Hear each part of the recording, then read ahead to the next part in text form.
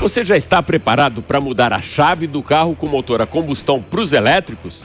No programa dessa semana, nós vamos ligar você na tomada do universo da eletrificação com muitas dicas sobre recarregamento das baterias dos carros de emissão zero.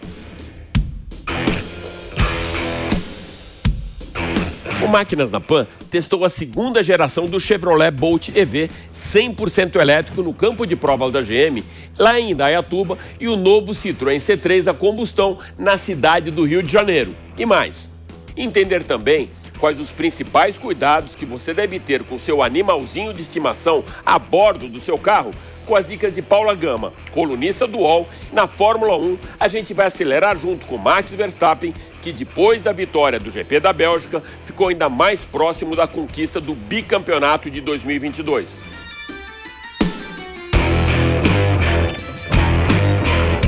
Até onde vai a cobertura de seguro que você contratou para o seu carro? No caso de avaria, você pode levar o automóvel tanto para aquela oficina do bairro como para a concessionária oficial da marca? Para responder a essas e outras perguntas, nós convidamos Boris Ver, presidente do Sindicato de Seguros do Estado de São Paulo, para participar do Máquinas na Pan dessa semana.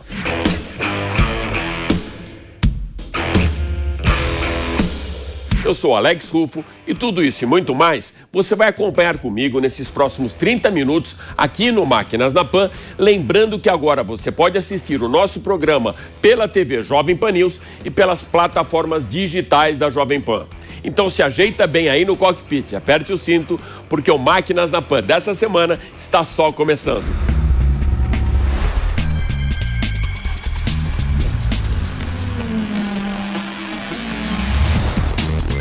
Máquinas na Pan.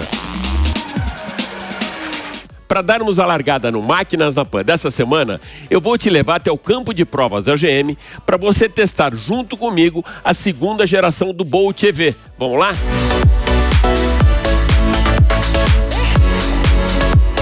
Em 2017, eram apenas 52 carros totalmente elétricos rodando pelas ruas do país. 5 anos depois, hoje, 2022, já são 4.700. Mas ainda assim, existe um grande gargalo da indústria da eletrificação, que é a autonomia e o medo desse condutor ficar sem bateria e na rua. Lançado em 2020 aqui no Brasil, o Bolt EV chega agora na sua segunda geração e com um detalhe bem interessante para terminar com essa ansiedade da pane seca do elétrico: 459 km de autonomia. O novo modelo apresenta também muitas diferenças, não só na parte de design, como na parte também de performance.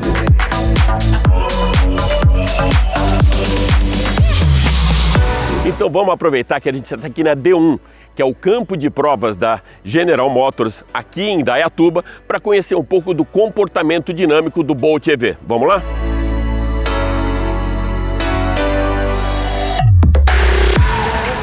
Bom, a gente começa agora então o teste dinâmico com o Bolt EV.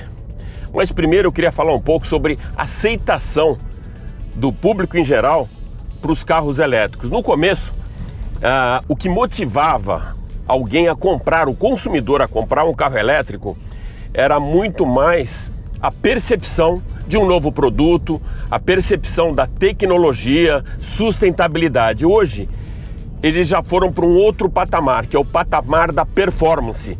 O consumidor está muito mais preocupado com performance, com design e, claro, o custo também. E existe uma relação, né, de custo-benefício com o carro elétrico hoje, principalmente com o valor de propriedade que você tem, que acaba sendo vantajoso em pelo menos 3 anos para esse carro estar totalmente pago, se você fizer a comparação com combustível, né? Com a utilização de combustível. Um dos gargalos, como eu falei no início, era a autonomia. Os carros estão tendo autonomias maiores. Comecei aqui agora o novo Bolt EV com 459 km de autonomia e com uma vantagem. Hoje com o Wallbox, ou seja, aquele carregador que você tem na sua casa, em 1 hora você consegue ter a carga para 40 km, o que para uma cidade é bem tranquilo. Às vezes é a distância para você ir para o teu escritório, para uma reunião e depois voltar e continuar recarregando. E durante a noite inteira, ou seja, por volta de 9 horas, você tem a carga completa. Uma outra novidade também é o sistema de comando para você colocar ou no parking, ou em marcha ré, ou no drive. Agora são botões, que é muito mais fácil o acesso e também dá mais espaço para o interior da cabine. Agora tudo fica aqui no console central. São 203 cavalos de potência, 56,7 kgf e ele vai de 0 a 100 em 7 segundos. O conforto acústico é muito bom, a gente está agora num terreno de paralelepípedo, já volta para o asfalto aqui no campo de provas, mas o legal é a emissão zero, ela traz um outro benefício também, que é o ruído zero. Então você não tem aquela vibração do motor e tem o conforto acústico, porque o conforto ele faz parte de um conjunto, não é só esse conforto dentro da cabine, com o banco bem ajustado, com o conforto visual, mas também a ausência de ruído, esse silêncio, ele é impagável. O preço, R$329 mil e lançamento nesse mês agora de setembro. Bom, nosso test drive do novo Bolt EV, o 100% elétrico na sua segunda geração, fica por aqui, mas fica ligado na tomada também, que tem muita coisa legal no Máquinas na Pan de hoje. Cada vez mais os lançamentos e novidades do universo da eletrificação, como esse que você acabou de acompanhar aqui no programa, se fazem presentes no nosso dia a dia, mas eu quero saber, você já está preparado para ligar o carro na tomada? Você já conhece os tipos de postos de recarregamento espalhados pela cidade, onde encontrá-los, ou até mesmo quando deve ter um wall box instalado na sua casa? Se você ainda não sabe, agora vai ficar um craque. E para isso eu convidei o jornalista Marcos Camargo do portal R7 para ser o meu wingman de um programa dessa semana. A gente acabou de acompanhar, Marcão, a matéria do Bolt e não tivemos tempo de falar pós-evento. O que você achou do carro? É muito legal, Alex. Obrigado pela oportunidade de estar aqui de novo. O carro ficou muito legal com as mudanças esperadas, né? Ele ganhou controle de cruzeiro adaptativo, ganhou mais alguns itens tecnológicos que faltavam, aquele visual mais futurista que tem nos Estados Unidos. E aí agora é um carro que continua enfrentando aí a concorrência, por exemplo, do Nissan Leaf, que é do mesmo porte, e se embrenhar aí nesse segmento dos elétricos que está em ascensão no Brasil, né? Marcão, uma dúvida muito recorrente, eu vou agora tentar passar essa fatura para você, é dos tipos de conectores, tipo de carga que você pode fazer, pontos de recarregamento. Como você vê, faz um raio-x pra gente, como você vê isso numa cidade, por exemplo, como São Paulo. Sim, para quem não sabe, existem conectores diferentes de acordo com o carro, de acordo com a marca. Mas calma que é quase um padrão que, assim, a maioria dos carros usam o padrão tipo 2, também conhecido como europeu. Então essa tomada, esse conector, ele é praticamente padrão, a maioria dos carros usam. Alguns usam o padrão japonês, que é o CHAdeMO, é outro tipo de conector. E tem o padrão chinês também. Mas pela regra, tipo 2, a grande maioria dos carros tem esse conector. E o tipo de conector, ele impacta no tempo de recarga ou performance de alguma maneira, não? O que muda é o carregador. Você falou, como que carrega, né? Existem 3 formas de carregar um carro elétrico. Você pode carregar ele na tomada da sua casa, que leva mais tempo, que a potência é baixa. Você tem aquele wall box, já viu, já falou aqui também no Máquinas na Pan, que é o que a montadora geralmente oferece para o consumidor ou ela indica para ele comprar. É uma tomada de parede, que ela tem uma puxada a energia da casa, digamos assim, separadamente, como se fosse um chuveiro elétrico, e ele tem mais potência, entre 7 e 11 kW para poder carregar. E aí esse tempo de carga do carro varia também, mas é entre 8 e 9 horas, às vezes um pouquinho mais, para você deixar ele carregando à noite. E tem também os pontos de alta potência, que geralmente 150 kW, tem aqueles pontos da Volvo, da Porsche, que eles estão instalando por aí nas estradas.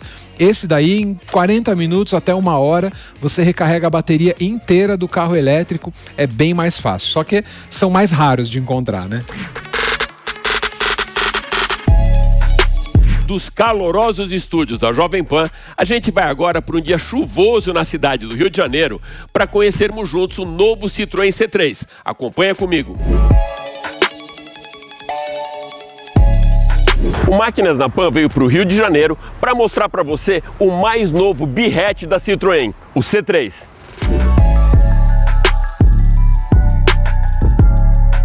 Esse lançamento também revela uma nova plataforma que vai ser utilizada tanto para 2 novos modelos que devem chegar nesses próximos 2 anos, como também já preparado para eletrificação.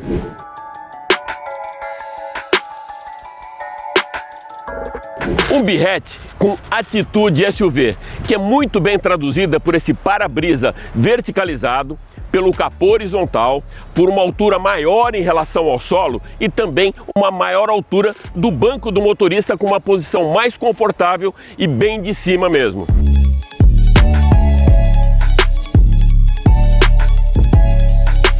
Bom, a gente começa o nosso test drive aqui com o novo Citroën C3 num dia chuvoso aqui no Rio de Janeiro, mas vamos falar um pouquinho aí da parte interna aqui, cabine.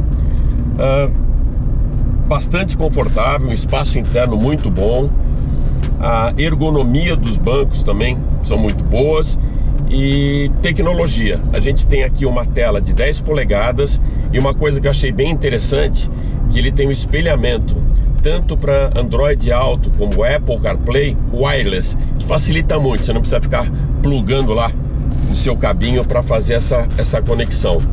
A direção é 100% elétrica, com esforço progressivo, que é aquela história de você aumenta a velocidade, ela fica mais rígida, e em baixa velocidade ela fica bem mais leve, bem mais suave, o que facilita inclusive na hora de você estacionar o carro ou fazer alguma manobra.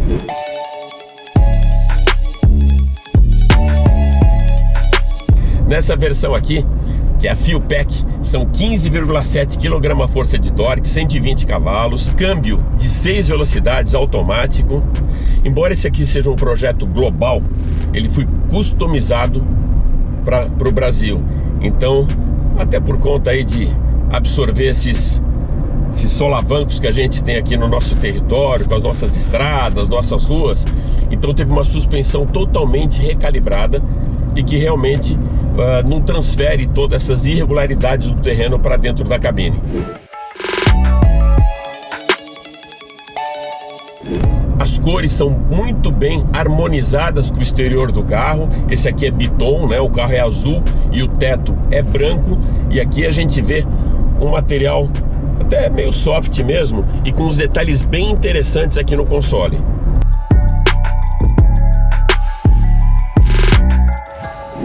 Bom, nosso test drive do novo Citroën C3 fica por aqui, mas continua ligado que tem muita coisa legal no Máquinas na Pan dessa semana. E aí, Marcão, o que você achou do Citroën C3? Pois é, é um primeiro carro de virada de chave aí na Citroën, Grupo Stellantis, né? E é um carro de volume, volta a ter volume a Citroën no Brasil.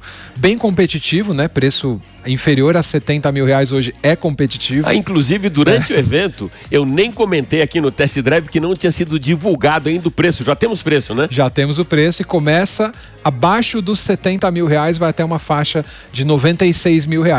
Para esse segmento é realmente muito interessante esse preço. Vai concorrer ali com, por exemplo, Kwid, Mobi, mas também Onix, HB20, que é principalmente esse foco, mas a Citroën, os executivos falaram pra gente no evento, claramente, a gente vai voltar a ter carro de volume no Brasil e esse carro é o C3.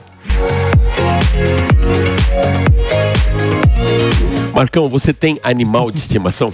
Tenho o cachorrinho Nino, que é um dachshund bem pequenininho. Então vai ser bem legal você acompanhar essa matéria que a gente tem aí pela frente com a Paula Gama, que é colunista do UOL e que traz dicas bem interessantes de como transportar o Nino com muita segurança. Vamos ver.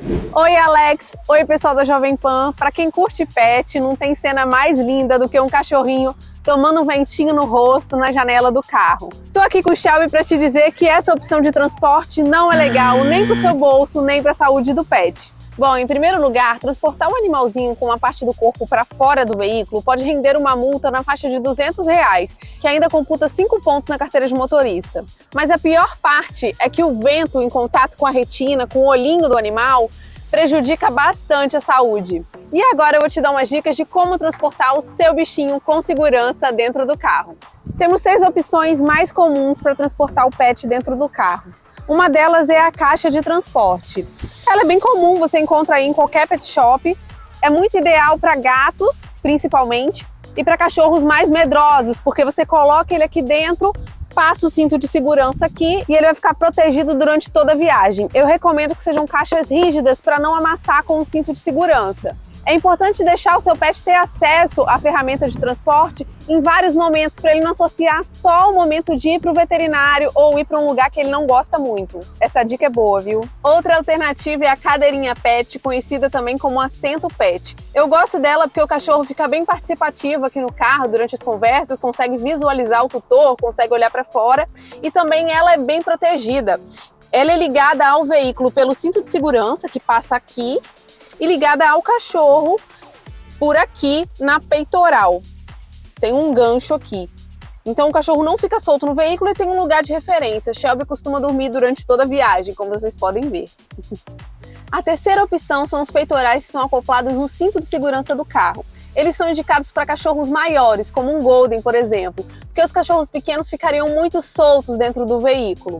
É importante lembrar, pessoal, que um cachorro solto dentro do carro causa muito prejuízo para o animal e para o tutor. O primeiro grande prejuízo de ter um cachorro solto dentro do carro é desvio de atenção. E o segundo é que um acidente a 60 km por hora, por exemplo, o peso das pessoas, dos objetos, de qualquer coisa que estiver solta dentro do carro se multiplica por 50. Então um cachorro de 2 quilos, por exemplo, bate em você com peso de 100 quilos, uma coisa que pode ser fatal tanto para você quanto para o pet. Por isso, cachorro solto, nem pensar.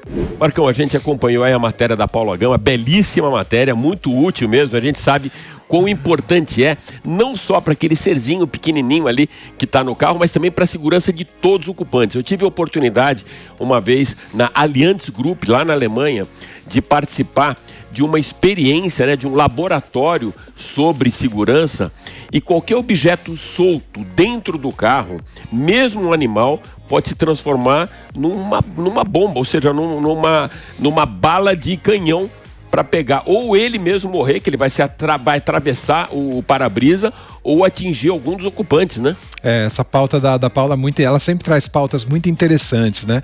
E essa questão da segurança, ela é muito importante. Do animalzinho e também, às vezes, uma bolsa, um tênis, uma raquete, um ursinho, né? Qualquer coisa que pode, né, num caso de colisão, se soltar e prejudicar. Então é importante, o básico, usar o cinto de segurança, inclusive no banco traseiro. Os carros já estão vindo, inclusive, com sensor para o banco traseiro. E aí todo mundo tem que usar, não tem como sair disso, fugir disso. E também no porta-malas, né? Tem que deixar os itens bem presos, né? Os itens menores, assim, você pode deixar mais embaixo. Tem várias dicas para poder tornar a viagem mais segura. A gente viu muitas mudanças, né, ao longo do tempo. Eu lembro quando eu comecei a andar de automóvel, não era obrigatório o uso de cinto de segurança, nem tinha de cinto de segurança, a gente via alguns importados. Era só na estrada, né? Só na estrada, tinha obrigação. Exato. Não tinha espelho retrovisor do lado direito, também não era obrigatório, e muita coisa mudou. Dessas mudanças na segurança, para você, quais foram as principais, Marcão? Eu acho que a principal aí dos nossos tempos, sem dúvida, foi o airbag, uma invenção da Volvo, né? Muito antiga, mas está se tornando, você vê, se tornou obrigatório no Brasil a partir de 2014. Muito recente essa obrigatoriedade de ter um airbag ali na frente, né? Isso é muito importante. Além dos carros ficarem mais leves e com a deformação programada, né, em caso de colisão, eu acho que é o primeiro mais importante. O airbag é a segunda, porque é um dispositivo que ajuda muito a salvar vidas, além da obrigação do cinto. Tem que usar o cinto. Você conhece bem os detalhes da cobertura do seguro que você contratou para o seu veículo? Pois é, muitas vezes em caso de sinistro, a gente nem sabe se o carro deve ser levado para a oficina da sua confiança ou para a concessionária, não é mesmo? Para ajudar você a tirar todas essas dúvidas, nós convidamos o presidente do Sincor, Sindicato dos Corretores e Seguros do Estado de São Paulo, Boris Ber. Boris, o segurado tem a opção de levar o seu carro para a concessionária da marca ou ele fica restrito àquelas oficinas indicadas pela seguradora? Alex, sim, o segurado tem sempre a opção de levar o seu carro numa concessionária, principalmente, é claro, quando se trata de veículos novos ou seminovos, sem dúvida nenhuma. Existe até uma rede já de oficinas de concessionárias credenciadas em diversas companhias, o que facilita a rapidez do acerto do orçamento, facilita muito o acompanhamento de peças, que hoje é um problema que tem ocorrido bastante. É claro que a garantia dos serviços é muito tranquila, o uso de peças é muito tranquilo e sim, é recomendável a utilização, principalmente, como eu falei, dos carros seminovos. O segurado pode levar o seu veículo para ser reparado em alguma oficina de sua confiança ou precisa utilizar as oficinas credenciadas? Alex, existe a possibilidade do segurado optar por oficinas credenciadas pelas companhias ou mesmo oficinas de livre escolha do próprio segurado. Ele tem lá uma amizade, uma confiança, ele pode escolher essa oficina. Essas oficinas de livre escolha têm um trâmite um pouquinho mais demorado. Depende de uma vistoria do vistoriador da companhia, do inspetor da companhia, o orçamento está pronto. Às vezes dá um pouquinho de demora no acerto de preços, mas existe sim essa liberdade. Porém, existe uma rede de oficinas credenciadas, pré-aprovadas pela companhia, onde a hora de trabalho já está acertada, o trâmite já é muito mais fácil, já existe uma transmissão digital de fotografias, etc. e tal. Nessas oficinas, a companhia também garante a qualidade dos serviços prestados. Se houver algum problema, há uma garantia da seguradora em torno disso. Boris, enquanto o carro está sendo reparado, é possível, através da própria seguradora, a contratação de um carro reserva? Não dá para contratar só o carro reserva. Como eu te disse, é uma cobertura adicional na apólice. Porém, as companhias, muitas delas, têm convênio com locadoras e você chegar de férias num aeroporto aí pelo Brasil e você apresentar a sua carteira de seguro, a carteirinha ou dar o número de apólice, você automaticamente já tem um desconto, independente do número de dias. Você pode ficar 10, 12, 15, 30 dias e mesmo se você estiver por aqui, estiver precisando de um carro reserva por qualquer motivo, por algum dano mecânico no seu carro, você pode usar. Esse desconto é bastante significativo. Marcão, o Boris Ber comenta essa facilidade que hoje você tem dentro do pacote que você fecha com o seguro, né?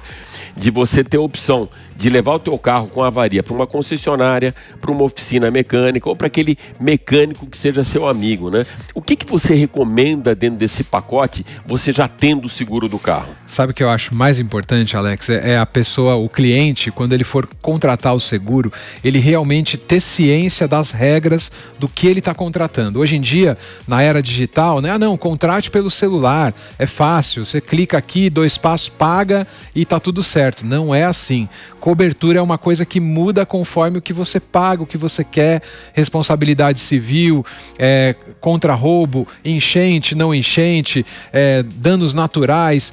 Qual é a cobertura que você vai ter, né? Se o vidro quebrar, por exemplo, o importante é ler corretamente, ali, ler com atenção o que você está contratando. Às vezes você acha que se bater o carro, vão te dar um carro reserva. E não é todo seguro. Nem sempre, o Boris comenta isso, nem sempre está contemplado dentro do pacote que você fechou com a montadora. E tem gente que aí pelo preço ela contrata um valor menor, mas ela não tem a cobertura total, não tem cobertura de acidentes. Então, a gente sabe, fora do Brasil, o importante é você cobrir o outro, a cobertura de acidentes e não o seu próprio carro. Então, tem que ler exatamente o que você está contratando para não comprar gato por lebre, não.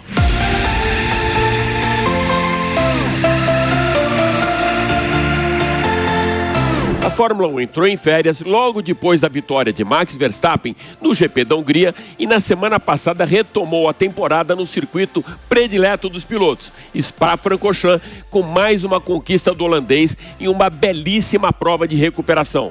Verstappen fez a volta mais rápida durante a classificação no circuito mais longo da temporada, mas precisou trocar algumas peças da unidade de potência, foi penalizado e largou apenas da 14ª posição do grid. Venceu e mais uma vez convenceu. Cruzou a linha de chegada 18 segundos à frente do seu companheiro de equipe, Sérgio Pérez, e com uma vantagem de 27 segundos para Carlos Sainz, que completou o pódio. Já foram 9 vitórias do líder do campeonato nesse ano, 29 na carreira. As 44 voltas do GP da Bélgica foram uma fotografia bem fiel da temporada, com a supremacia absoluta da equipe Red Bull, que tem no cockpit do seu carro um piloto maduro, consciente e imbatível. Agora são 93 pontos de vantagem para o segundo colocado no campeonato, Checo Pérez, e Leclerc, que no início da temporada dava sinais que a Ferrari poderia ser até a favorita ao título desse ano, já tem uma desvantagem de 98 pontos para o líder do campeonato. A Ferrari mais uma vez errou na estratégia no final da prova e tirou Leclerc da 5ª para a 6ª colocação com uma equivocada troca de pneus. Hamilton se chocou contra Alonso e abandonou a prova ainda na primeira volta. Enfim, sem uma equipe ou piloto à altura para ameaçar Verstappen, eu posso até arriscar que a 8 provas do final, o bicampeonato desse ano já está garantido para Max Verstappen, que deve chegar ou no Japão com 4 provas de antecipação ou nos Estados Unidos com 3. Os carros já voltam para a pista no próximo final de semana para a 15ª etapa da temporada a ser disputada no circuito de Zandvoort, na Holanda, quintal da casa do líder do campeonato. Marcão, realmente o holandês está sobrando na pista. Agora, uma curiosidade, né? Eu cobri muito tempo Fórmula 1 e lembro daquela supremacia da McLaren, que chegou no ano, não lembro se foi 88, 89, das 16 provas, a McLaren venceu 15. Uma foi vencida pela Ferrari. E como a Ayrton ganhava tudo e foi tricampeão mundial, a gente não reclamava dessa supremacia. Mas agora ter um holandês lá ganhando tudo não tá legal, né? Não tá legal. Definitivamente a temporada 2022 não é aquela mais emocionante, tá muito previsível, né? Mas olhando para o futuro tem coisa legal para acontecer, né? Inclusive montadora chegando mais uma vez para colocar um carro no grid da Fórmula 1. Pois é, a Audi, né? Ainda vai demorar um tempo, né? Porque eles olham muito com longo prazo a Fórmula 1 e a Audi vai voltar aí, né? Vai entrar na Fórmula 1, pode até comprar a Sauber, há rumores de que ela vai comprar a Sauber numa operação separada da Porsche, cada uma com uma equipe diferente, né? E essa história começa a partir de 2026, não é isso? Isso, 2026 é o ano que a gente vai ter essas mudanças aí importantes na Fórmula 1. 2023 ainda a gente vai ter que esperar bastante. Esperar bastante, certamente o bicampeonato do Verstappen, porque a gente viu aí, inclusive nessa última corrida, foi meio absurdo, né? O Leclerc, na dúvida se ia para o box para trocar pneu, se não ia, que estratégia usaria, e o estrategista da Ferrari jogou no colo dele a estratégia da prova, falando, não, você decide o que é melhor fazer. Você imagina um cara a 300 por hora tendo que estar focado. Tem que pensar. Tem que pensar ainda no tipo de estratégia da corrida. Então, essa é a Ferrari. E por outro lado, Hamilton acabou sendo muito afobado, né? Muito afoito para fazer aquela ultrapassagem. Como a gente mesmo estava conversando, esperava mais 2, 3 curvas ou na volta seguinte ele ia passar pelo Alonso sem dificuldades, né? E acabou ficando fora da prova. Então, sem Mercedes para brigar pelo campeonato e sem Ferrari, o bicampeonato já está praticamente na mão do Verstappen, o holandês e belga também. Agora a gente vai ver como é que vai ficar essa temporada 2022 da Fórmula 1. Marcão, super obrigado por ter sido mais uma vez meu wingman. E você deve lembrar, foi o Marcão que iniciou, que inaugurou esse novo formato, quando a gente traz um convidado aqui para participar ao longo do programa, repercutindo as matérias que vão pro ar. Obrigado mesmo, amigo. Obrigado, até a próxima.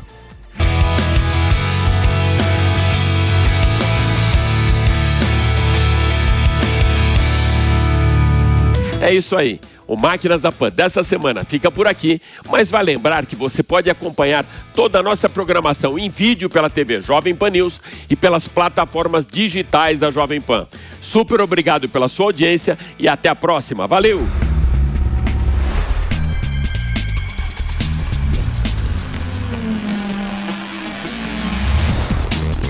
Máquinas na Pan. Realização Jovem Pan News.